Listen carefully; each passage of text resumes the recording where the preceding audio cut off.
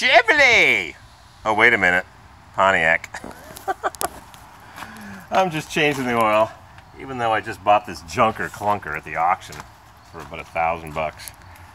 I decided to change the oil. It was just making me crazy.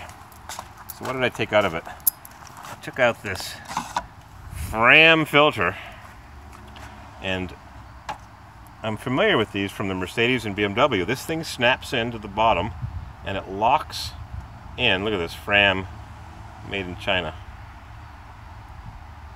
So that little nubby thing snaps in just like that, and then the filter rotates and this center thing stays still, and the filter rotates like a centrifuge. It's not doing it now because the filter got crushed, much like the Mercedes does. A lot of good that does. So I put in a SuperTech filter for $2.84 because I don't care. This is just a taxi for me, temporary auction card junker. And I just checked the front brakes, and they are, let me see if I can show you this before my battery goes dead. They are junk.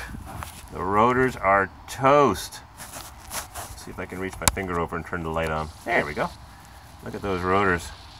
I can save certain rotors, but I ain't saving those. So this thing needs pads and rotors, so I guess I'll just drive it right till the piston pops out of the caliper. Isn't that interesting how the filter rotates on that pin, and there's a centrifuge kind of plastic thingy in here. There's probably somebody that knows more about this than I do. Hang on, turn the light on again. There we go. This center thing is stationary and the filter rotates, except when it doesn't go in properly. So I just changed the oil. I put in synthetic oil. I need front rotors and pads, and in the back it's got drum brakes. And I got a phone call yesterday. I don't know if I tell you. I told you.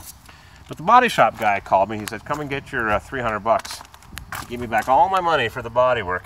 Yep. And I asked him if he wanted to do this. He says, nope. And he turned around and walked away.